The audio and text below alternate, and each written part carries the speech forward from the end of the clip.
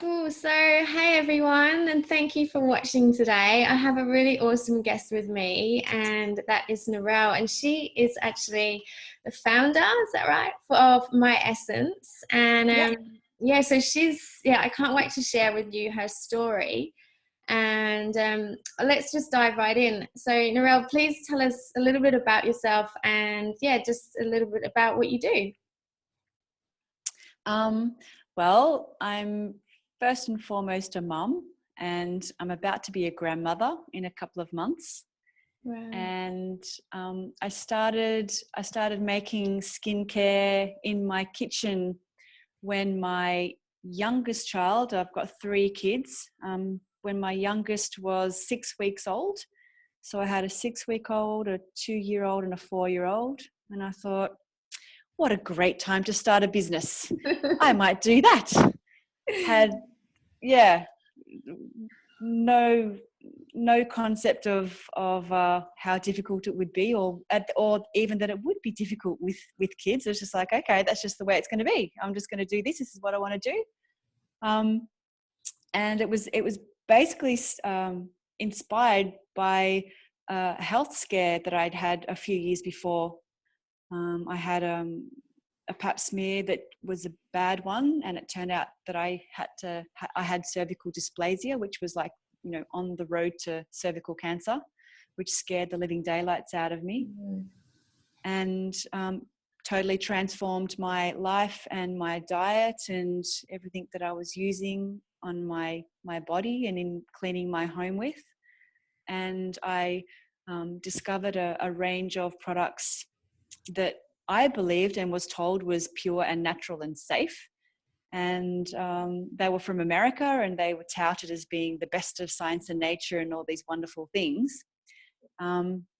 So when I started using those, I couldn't read, I couldn't pronounce the ingredients in the on the front of the label looked lovely, just like most products on the market these days. You see beautiful pictures of roses and aloe vera plants and all these wonderful looking, enticing packaging. And you turn it around and you see all these names that you can't pronounce, let alone know what they are.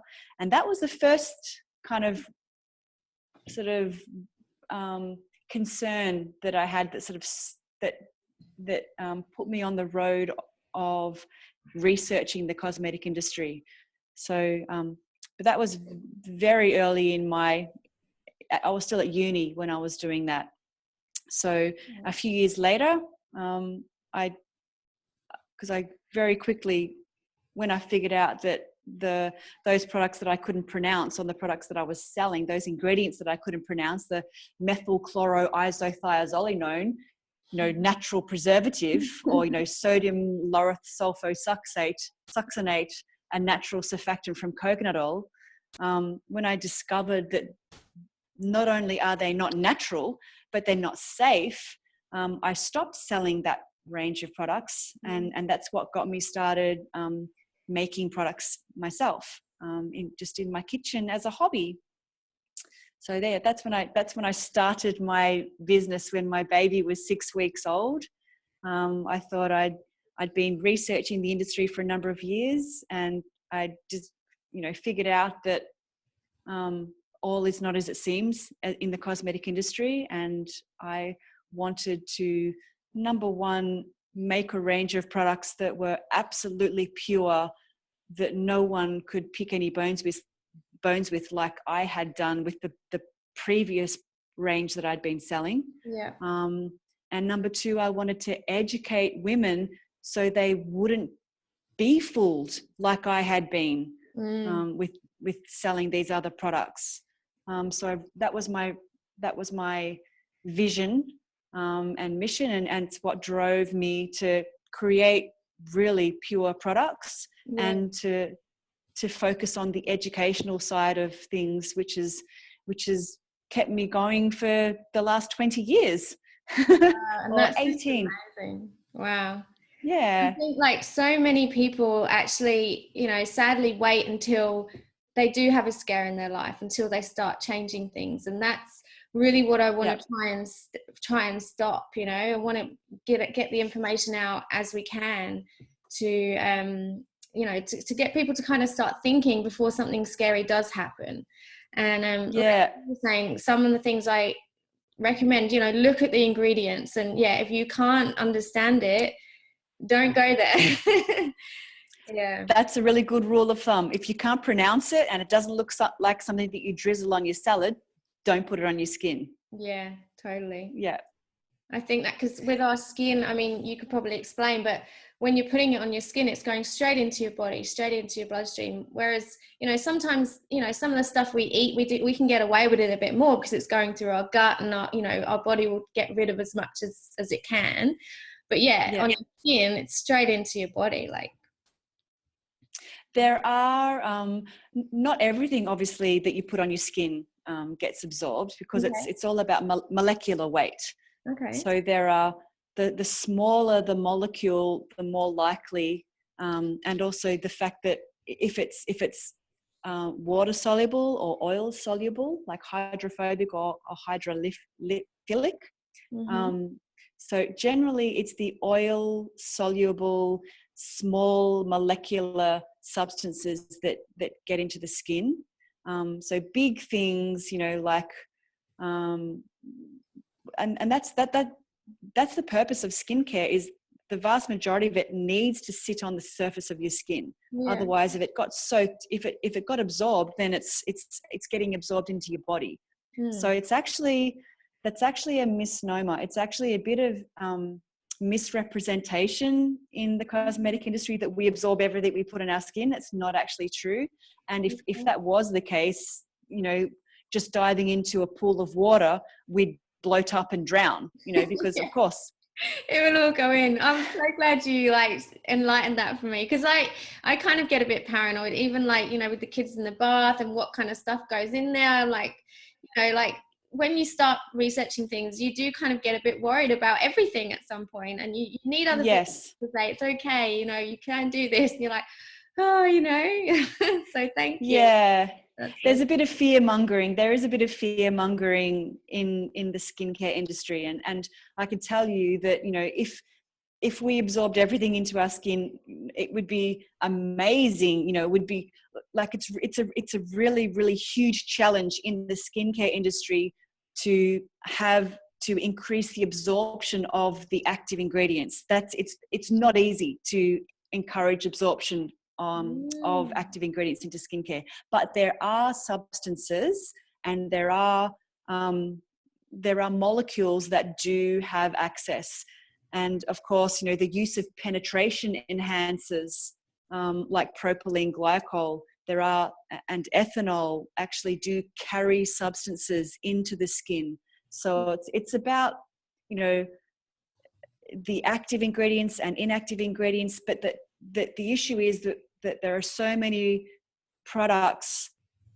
I think that the thing that you need to be concerned about is when there are penetration enhancers being used in skincare, they're enhancing the penetration of everything in that product.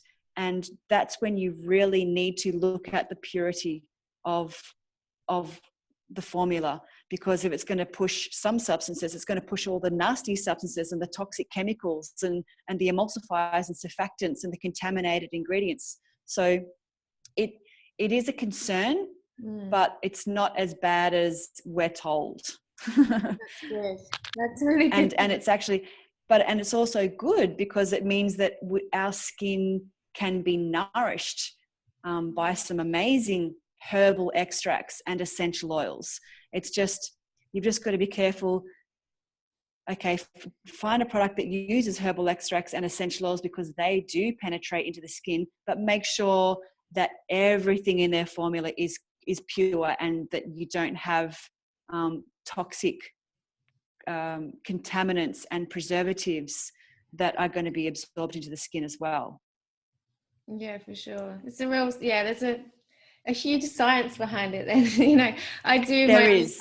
making stuff in the kitchen, and I get some cacao butter, coconut oil, add like little oils that I've bought like vitamin E or things like that, but maybe they might not be working as they should. Because I don't know how they fit together, or Well, yes, there is absolutely a science, mm, but the majority of skincare products are designed to sit on the skin and okay. protect the skin.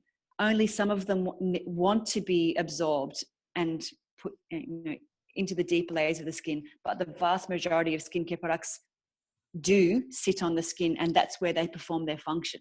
Okay. That's pretty cool. So what was the first product that you started creating at home then? The first product was actually using a big 2 liter mason jar. Because my uncle, who's Greek, was complaining of he had a shaving rash constantly, and he couldn't. Everything he tried, didn't work. So I had this a book on herbal medicine and aromatherapy, herbal medicine, and how to make cosmetics out of the stuff in your kitchen. They were the kind of books that I was getting at the Yeah. time. And I found a recipe for an aftershave balm using aloe vera juice and orange flower water and rose water and glycerin and herbal extracts. I had some mint and coriander growing in the garden, and orange peels and lemon peels, and basically herbs and spices and fruit peels and a whole bunch of, and some vodka Oh, wow. in a big in a big mason jar, and I just let it steep for about 6 weeks on my kitchen Oh, windowsill wow. until it went lovely and coloured. And I filtered it and gave it to my uncle, and he called me a few days later and said, my rash is gone. Wow. Whatever you put in that product it's helped. And that was my first experience of actually making something out of my food ingredients and giving it to someone as a gift. Like, I wasn't selling at that stage. So I gave it to him as a gift, and to get that feedback of it really helped him. Mm. It fixed his shaving rash. I'm like, oh my God, something I made is actually did good for someone. That was so exciting. And that was really part of what drove me forward, that I could actually make things that would give a benefit to people. That was Yeah, awesome. absolutely. And it's natural and it's in your kitchen. I can just imagine, like, I love that as well with my cooking. I'm like, oh, I can make this. And yeah, I just get that whole kind of like, I totally understand that feeling of creating. So Yes, yeah. kind of like that mad scientist witch. Oh, Yeah, that's and so doing good great. things. Yeah. Oh, how cool. So that's what drove you. Like, you got the results from someone and it was a natural product. You made it at home. And that Yeah. was roughly around the time that you'd stopped selling the other products, or was it kind of? Yes. I'd stopped selling that other range, and I complained to my mother-in-law saying, God, I spent all this money on these skincare products and I've been selling them. And she'd actually bought some. And I'm like, I discovered that, the ingredients that I couldn't pronounce were actually toxic and dangerous and full of crap. And all of their marketing was misleading, Mm, which basically led me to start researching the cosmetic industry and discover that the vast majority of the cosmetic industry is actually just lies, that's so fake sad. greenwashing. Yeah. So, and that's when I was sort of talking to my mother-in-law, who worked in a bookshop, and she's the one that, I'm like, oh, I'm so frustrated. I want to find something that, I feel comfortable with, that I feel is actually made with integrity. I was furious because I've been selling these products, and Mm, humiliated as well, because I, put my name to them. Yes, they're yeah, for great, sure. fantastic, and then she's the one that gave me, the books on aromatherapy and herbal medicine, and how to make cosmetics out of the stuff in your kitchen pantry, because she worked in a bookstore. So I was really grateful to be reading all of this amazing information and learning about how to make your own herbal extracts, and what cocoa butter and shea butter does for your skin, and how amazing avocado oil is, and rose essential oil and geranium essential oil. I'm learning all about all of these amazing extracts and oils and essential oils. And I was like, oh my God, I want to make these things. I want to make some good things to just as a hobby. And then, and it wasn't until we moved, because I grew up in Melbourne. We moved to the Gold Coast when I was pregnant with our third child. And during that sort of transition time of moving to another state and not knowing anyone, and the flip side of that was, well, no one knows me either. So if I could do whatever I wanted, if I could just create this new person because no one knows me here, what would it be? And it was, okay, I want to do something with these products that I'm making, and I want to educate women to, to be able to look beyond the marketing hype so they don't get fooled like I did. And that's when I decided I'm going to make a skincare company 6 weeks after my baby was born. And I us mums do crazy things, right? I know. And well, so my first market, the first experience of selling, or actually not selling, was I set up a stall at a market. So I had my 6-week-old who had, I had trying to breastfeed him, and I had mastitis, and I had the 2 and the 4-year-old running around, and I had to get up at 4 o'clock to get this market ready by 6 a.m. Sat there all day in the hot sun in Queensland on the Gold Coast. Didn't sell one thing the whole day. Did not sell one thing the whole day. And at the end of it, I thought, well, that really sucks. I don't want to do markets. It's way too much hard work. So I went home and started writing articles and just sending them off to, basically with the information that I'd been discovering about the greenwashing and the misleading aspects of the cosmetic industry. I started, sending articles to well-being and free magazines that you get in health food stores. There was one called Natural Life Review. So I just started sending it off to the editors. And within a very short period of time, I started getting letters, because I'd put my little phone number, and and then I started advertising in those magazines. And I started getting people saying, send me a catalogue. So I made up a catalogue and sent it off on a little A4 sheet of paper. And within, a couple of months, I had a mail order business. So I never did another market. I did one market and failed miserably. And then from then on, it was a mail order business. So I was just, picking phone calls, getting phone calls on the phone. Yeah, wow. Getting orders on the phone. Yeah. Oh, what a great story. And then so you would just then, how was it sourcing all the ingredients? It was really hard in the beginning, because the internet was, the internet was barely kind of new. It was only pretty much a few years old. So I was basically trying to find suppliers, because there were no, all of the local cosmetic, or the Australian cosmetic suppliers, none of them had even heard of organic. I'd call them and say, do you have organic rosehip oil? And they'd go, organic? Yeah, of course it's organic. Everything's organic. No. Organic is in certified organic?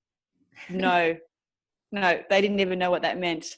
So, but yeah, fast forward 10 years or 15 years, and now, there's plenty of organic raw materials available for the cosmetic industry. And even and we have organic cosmetic standards. So back when I started, there was only one standard. It was organic food. And the challenge was, you had to be 95% plus certified organic to meet organic standards.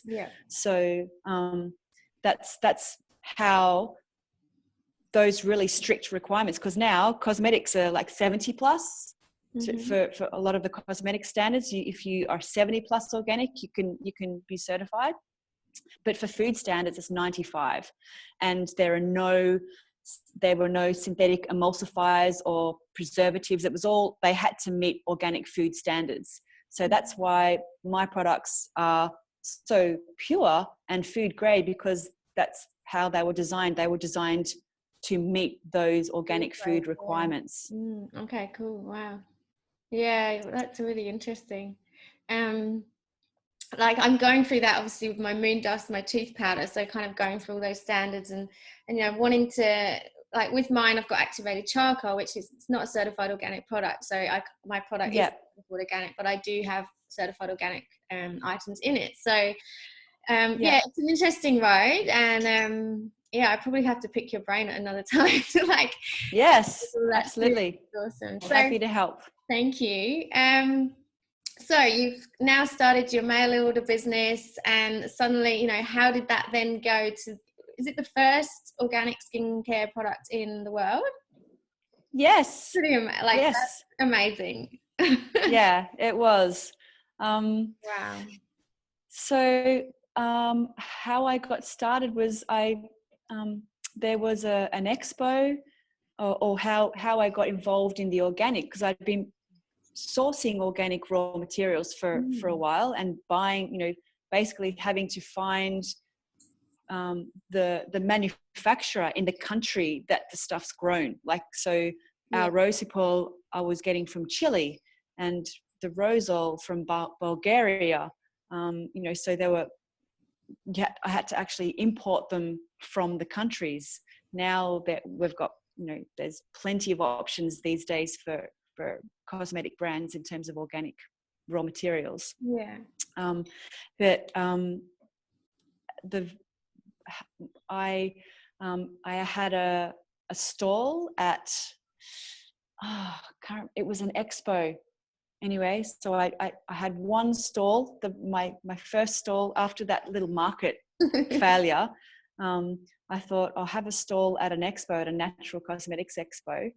And I met Alf Orpin, my business partner, and I was selling my products in, little paper bags, little samples and things.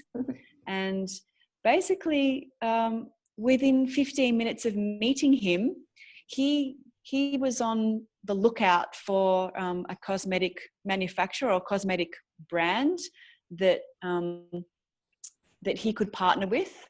And yeah, so basically within 15 minutes of meeting, we were business partners. And that happened in 1999. Wow. So, and he was a director of the BFA, the Biological Farmers of Australia, who is the overseeing body of ACO, or Australian Organic, which is the biggest certifier in Australia. They have about 70% of the market. And because my products weren't certified at that stage, I was still, that I was using organic ingredients, but not, not certified. So he basically shoved me and, gave me a bit of a nudge and said, well, if you want to do something super special, why don't you get them certified? I'm like, okay, no idea what that means, but I mean, I'd been eating organic food since my health scare, but I didn't know what it meant to create a certified organic product. So as I quickly discovered, it was I had to have 95% organic content, and that the remaining 5% is a small allowance for natural but not certified. So it's not like you can use chemicals in there or synthetics. It has to be natural but not organic. Okay. Yeah.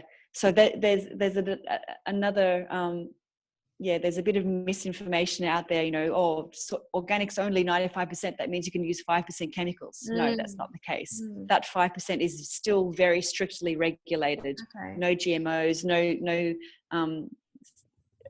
no what's the word? No chemical processing, no chemical extraction, no petrochemicals allowed. So there's a very stringent requirement on that of 5%. But I figured, so the big challenge with cosmetics is how to emulsify, because it's easy with making oils and butters because there's no water in the formula. So as soon as you try and mix together water and oil, that's the challenge. How to keep it together, how to make it a nice cream. And then as soon as you introduce any kind of water into a formula, that's where the bugs grow. So I wanted to make creams which were not just oils. So yeah, I had to figure out how to emulsify and then how to preserve. And that took me 2 years to figure out, because I couldn't use emulsifiers, I couldn't use cosmetic emulsifiers, which I had been using up until now, or up until then. But to meet the food standards, I basically had to go back to basics and say, okay, what are the emulsions in nature? What are natural emulsions in our food supply? And I looked at, mayonnaise, which is an emulsion using egg yolk.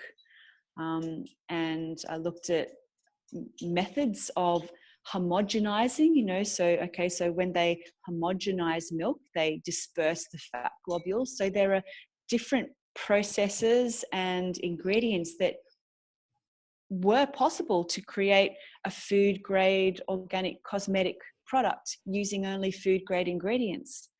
So and then with the preservative challenge, because we've got lots of preservative safe natural preservatives to draw from, the cosmetic industry has these days, because the market is growing and expanding and evolving. But back in the early days, that it was either parabens or nothing, pretty much. Yes. Okay, sorry about that. I'm not sure exactly what happened. Technology. Yes. I'm not sure where we were.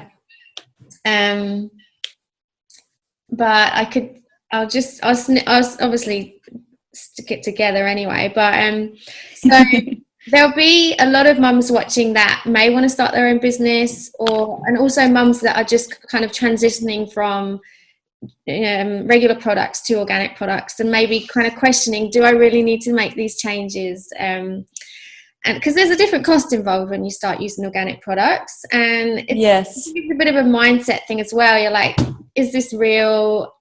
But I mean, actually, I think nowadays people are realizing that this is a real thing. Organic stuff is going to be better for you, and so maybe just touch on why organic. Sure. Yeah.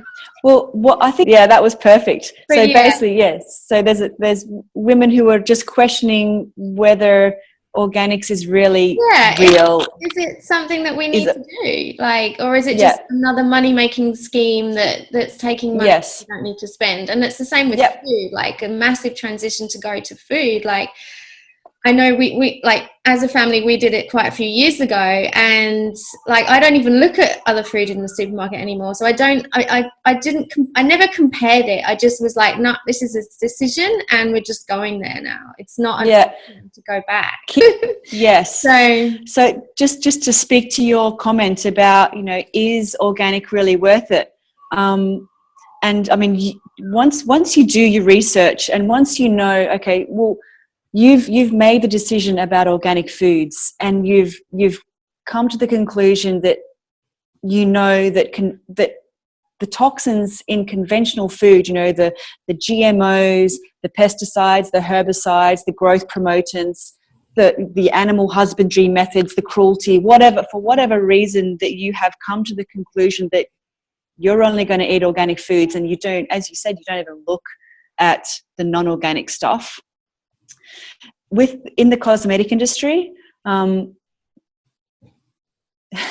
there is so much misleading. Like it's actually, the technical term is called greenwashing.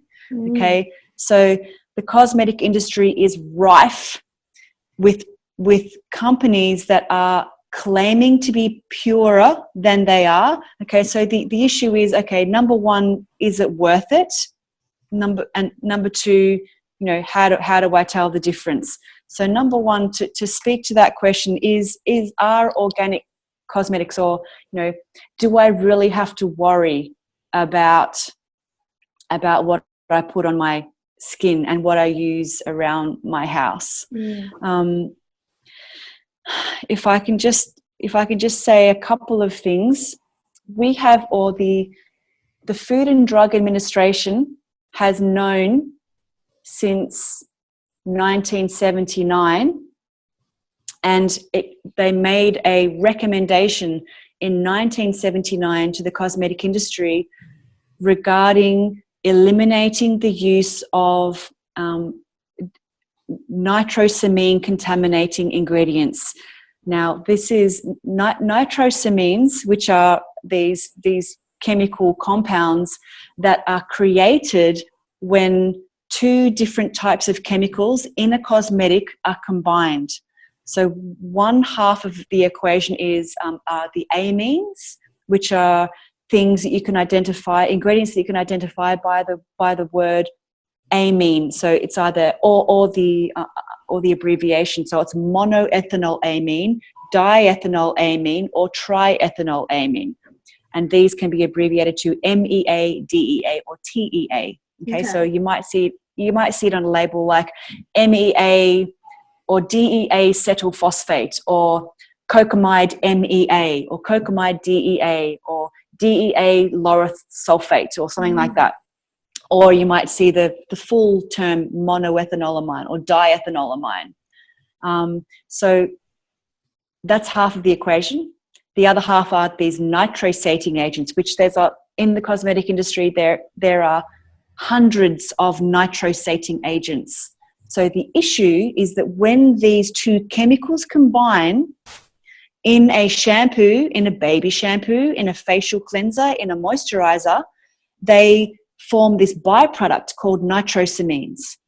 And mankind has tested nitrosamines, tested the toxicity of nitrosamines against 40 different animal species. Okay, this is, the animal testing in the cosmetic industry. Nitrosamine, the toxicity of nitrosamines have been tested against 40 different animal species, and they caused cancer in every single one. Wow. We have known this. The industry has known this since 1979. And because the FDA, the Food and Drug Administration in America, has no jurisdiction over the cosmetic industry. The cosmetic industry is basically a self-regulating beast. Okay, there is no requirement. There's no requirement for safety testing. And to expand it a bit further, the EWG, you might have heard of Environmental Working Group. Mm-hmm. If you haven't, go to their website, ewg.org. They have so basically all of this information has come about because the cosmetic industry is self-regulating. There are independent bodies that have realized that, hey, there are dangers, there are toxins in the cosmetic industry that are being used today that we know cause cancer in every single animal species studied, and there is no requirement for the cosmetic industry to remove them, to eliminate them, to ban them, to prohibit them. They're still being used today. And I guarantee if any of your listeners, viewers, go to their bathroom and pull out their product, they will see that, there's a whole raft, there's a whole bunch of ingredients that you really want to avoid. That's just one family, one chemical family that I talk about in terms of what is in the cosmetic industry that really shouldn't be. So yes, in terms of, is it worth it? Yeah, I think it's worth it. I think it's definitely worth it because there is very little regard. It's just like the tobacco industry. They have known since 1950 that the stuff causes cancer. What is the best thing that we're going to expect? Do we expect the government to look after us? The best thing that we're going to expect is the government is going to tell the tobacco industry to put on your label, this product causes cancer. All right? And then that's not for you, that's for them, because that gives them the back door to say, you've You've bought this, you've purchased this product as an informed consumer. We told you it caused cancer. You've got no recourse, right? Yeah, so the government's going to look after, the government ain't going to look after you. The cosmetic industry ain't going to look after you. The tobacco industry, the food industry, as you know, you've already made that decision about organic food. Basically, industry doesn't give a crap about the consumer is the bottom line. So the only way, the only way with foods that you are going to avoid the use of genetically modified organisms and pesticides and herbicides and all the toxins that are used and the crap that's gone into the food industry, into agriculture, you know that the only way to avoid that is looking for certified organic. And the only way to tell the difference between fake organic and real organic, it's easy with food because you look for the logo. Yeah. Up until I did it in 2001, there were no organic cosmetics, okay? So now we have organic standards that prohibit all those toxins and only allow, green chemistry. So there's organic food standards, which my products met, which are extremely strict. Yeah. Now we have organic cosmetic standards, which have gone through, there's a lot of information about the toxins in the cosmetic industry. So they've prohibited all of those nasties that are rife today still in the cosmetic industry. So basically what I'm saying is the only way you can guarantee that your products are absolutely free from those toxic, nasty chemicals is to look for the logo, look for certified organic, because even worse than the food industry is the cosmetic industry in terms of greenwashing. Every man and his dog is going to want you to believe that his product is pure and green. And everyone's saying it. You walk into any health food store, everything's organic this, organic that, but you can only say certified organic if it's certified to an independent third-party certification. So, that's my answer. Yeah. And did you say with cosmetics now there's a 70, so they don't have to meet the 95, they have to meet the 70%. So the rest of that's right. Still has to be natural though? Yes, it has to be natural, and they have, because basically this all came about because the cosmetic industry, when they saw that that the organic food standards had been met by a little mum on the Gold Coast in Australia, it's burgeoned the industry, creating standards that are more realistic. Because I'm not a cosmetic chemist. I look at it, I came to it from the food perspective. But for, Estee Lauder, or, for big cosmetic manufacturers who've always used synthetic preservatives and synthetic emulsifiers, they needed to have the preservatives and emulsifiers that are clean and green that they can still use. So that's why, because so basically that is the creation of the organic cosmetic standards. So you can still be comfortable that the emulsifiers and preservatives used in certified organic cosmetic standards, that's 70 plus, are still clean. They're still green chemistry. They're okay. They are still, they're not 100% natural because they go through a chemical process, but they go through a green chemistry process, which is non-toxic. Yeah. They are having a certified organic cosmetic is still way better than something that's claiming to be organic and having nothing at all. It's just crazy. Like these big companies, obviously you can't name all these big companies, but like the price they sell their products for, and just it's because it's like an accessory, and and to think that that's not organic, you just think, well, gosh, like it's just so frustrating. I have a story. Okay, my business partner was privy to some mainstream cosmetic formulations through a previous business. So he got access to a formula that was selling in David Jones for $150. Right? Yeah. Not totally out of the out of the range of, you know, it was an expensive premium brand cosmetic product. Yeah.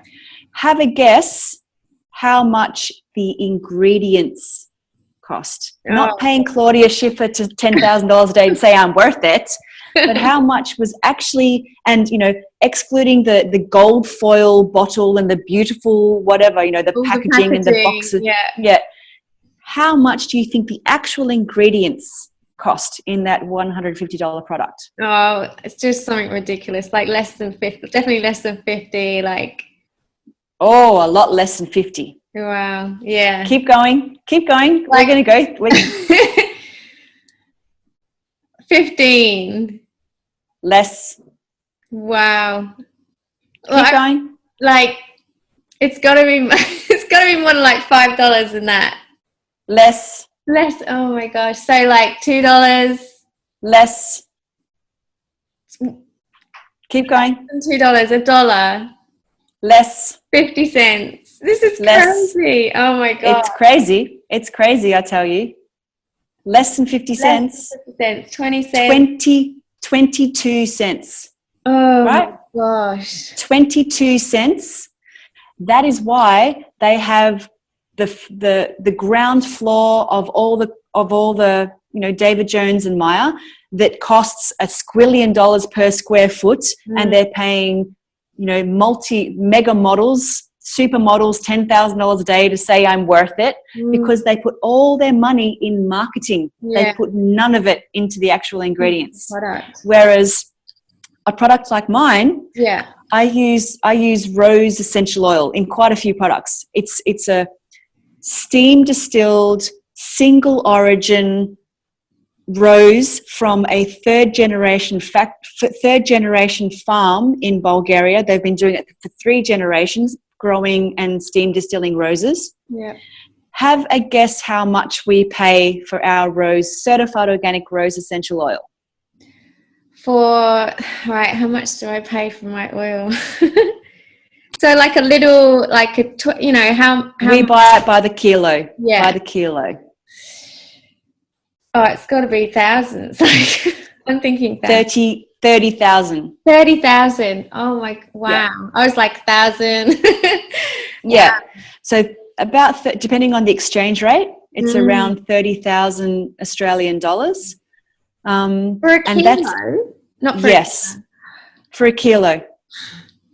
So yeah, it's a bit of a freak out whenever we have to order it. Yeah. It's like, yeah. It's crazy. So like, we totally like vote with our dollar. So yeah, you can go and buy this expensive product and think that it's great because it's got a good name and all the models are using it.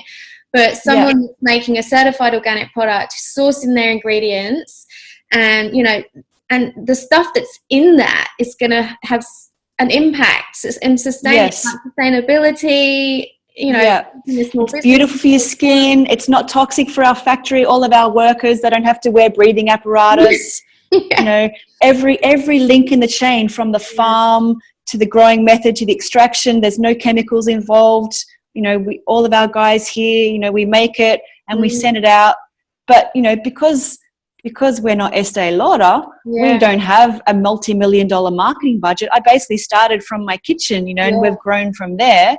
And, I'm not the best at marketing. I'm bloody good at putting products together and using the best ingredients that I can find. Yeah. But, oh well. So, and if I can tell you, if Estee Lauder was selling my product as a moisturizer, they'd probably be selling it for $700. We sell it for $60. It's... Yeah, we really have to start thinking and waking up. And most people watching this, we are in that direction. So with me, what I did when my little ones were small was I just wanted to make my house safe. So I knew if they were going to crawl into the bathroom cabinet and start eating things like kids do, that everything in there was going to be okay and nothing was going to harm them. So that's kind of how I started. So, that's just maybe a little tip for you guys to try and just start looking at stuff you've got and transitioning it out of your house. And I kind of got to the dilemma. I was like, I don't want to give this away because I don't want to give it to anyone, to you. That's right. What do I And do? you don't want to throw it out because it's going to go into landfill. It's going to be Yeah. toxic. Yeah, I know. That was a tricky one. Yeah. But yeah, it's just making your house safe. So you do obviously cosmetics. Actually, yeah, tell us about your range. Like, so you've got cosmetics, body care. Yep. Oral care, Yep. deodorants, shampoos, moisturizers, whole range of skincare, like a 10-step facial for 4 different skin types.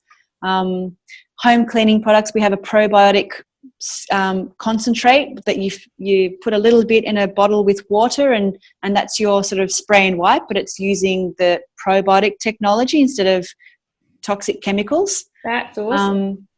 Yeah, and superfoods. We have protein powders and antioxidants and probiotics, superfood powders and alkalizing products and things like that. So yeah, That's a everything for your inside and your outside, and for cleaning your house as And well. for your home. Yeah, that's huge. That's awesome. So people, it's like, can come really for a one-stop shop and just get all their stuff that they need for themselves and their home, which is great. Yeah, still got a couple more things to do, but yeah, I don't have an automatic dishwashing powder, Oh, but I've yeah. just developed a laundry liquid based on soap nuts. Oh, great. So Yes, I've tried. I've yeah, given them a try.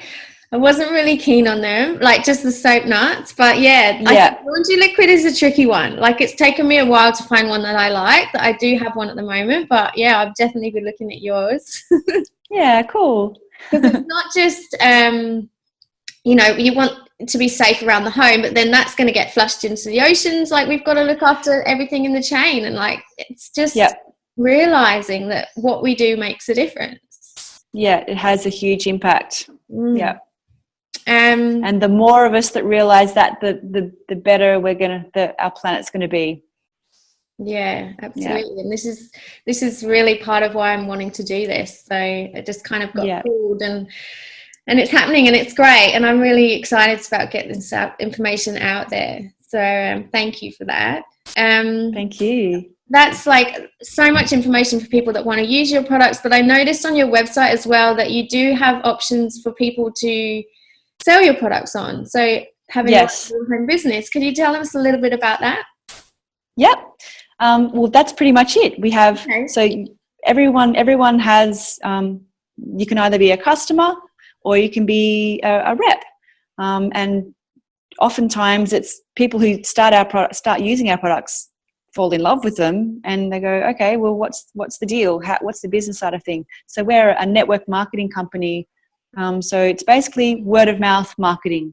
Mm-hmm. So you can sign up and share the products with your friends and family or contacts or social media people, and if they buy, you earn a commission. That's That's awesome. pretty much the bottom line. Yeah. Really great for mums that want to stay home and just, be working with an ethical business, and yeah, Yeah. sharing stuff that actually helps, and, with people that care, which is awesome. Really. Yeah. Wow. So just curious, like someone that may, like a thought leader, someone that's inspirational to you, or someone, that as a mum and as a business owner, like that kept you going and was like, oh yeah, I can do this, and inspired you. Uh,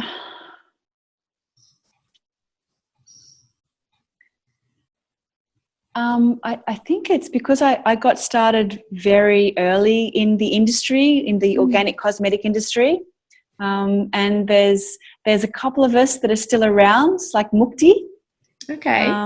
And it's and I know we've both been through tough times and disappointments and failures, and but it's like it's just lovely to see people that I got started with still in the industry and still going great and growing and doing well. Yeah, So for yeah, sure. it's knowing that I have peers out there that are getting through the tough times as well, and not giving up, because it's our mission. It's our mission. That's how I see it. It's like, Yeah. well, even I wouldn't be doing anything else. I'm not going to be doing anything else. This is it. This is my life. Yeah, and a beautiful life you've created. It's awesome. Yeah, Thank so you. I really, really appreciate you sharing your time with us and all your knowledge. And I can see that people are going to get so much out of this. And yeah, very grateful for you to come and spend some time with us.